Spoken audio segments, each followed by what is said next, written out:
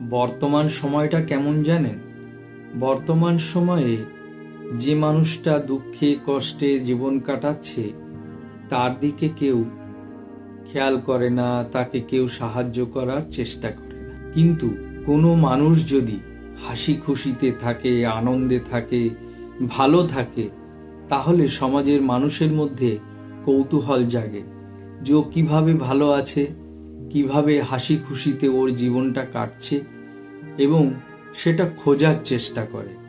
কিন্তু মানুষ নিজের কর্মফলের কথা একবারও ভাবে না যে ভালো কাজ মন্দ কাজের ওপরেই কিন্তু মানুষের জীবনে এই হাসি খুশিতে থাকা, আনন্দে থাকা, ভালো থাকাই নির্ভর করে।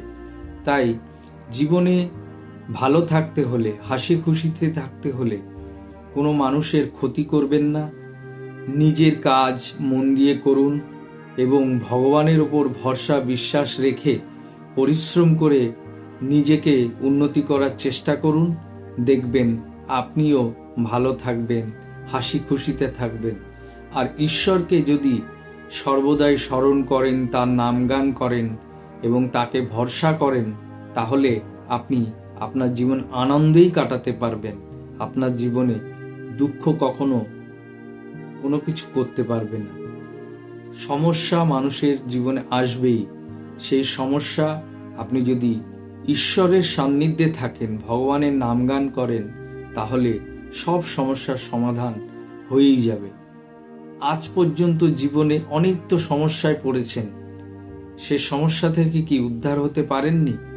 কোনো সমস্যাই চিরস্থায়ী নয়, সমাধান হবেই হবে, তো সেটা যেভাবেই হোক। তাই সমস্যা নিয়ে চিন্তা করবেন না, ভগবানকে ভরসা করুন, বিশ্বাস করুন, ভগবানকে সঙ্গে রেখে পরিশ্রম করে সৎভাবে জীবনযাপন করুন। দেখবেন আপনিও আনন্দে থাকবেন, হাসি খুশিতে থাকবেন।